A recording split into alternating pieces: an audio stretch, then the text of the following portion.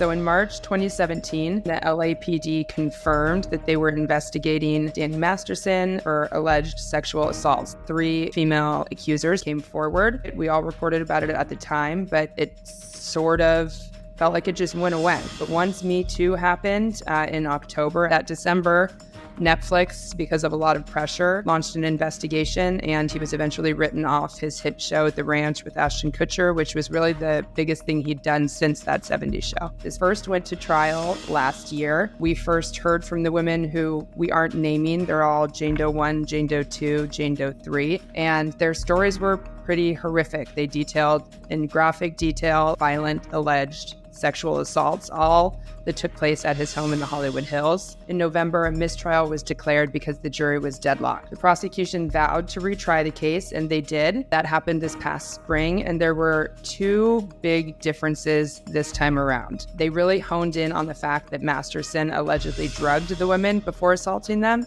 In the first trial, the judge would not allow the term drugging. Scientology was also mentioned a lot more the second time around because a judge ruled that further evidence related to the church could be heard at the retrial. She's one of the church's most famous members, aside from Tom Cruise, and all 3 women are ex-Scientologists. The Church of Scientology has denied having any policy that forbids their members from going to police, like some of these women have claimed. But they all claim they've been harassed by the church ever since coming forward. And clearly the new strategies worked. In May, a jury found Masterson guilty of 2 of the 3 counts of rape, and this week he will be sentenced. He faces up to 30 years. I anticipate we will hear from the women again. I believe they'll be allowed to give victim impact statements. One thing to note during both trials is Danny never took the stand in his own defense. No witnesses were called.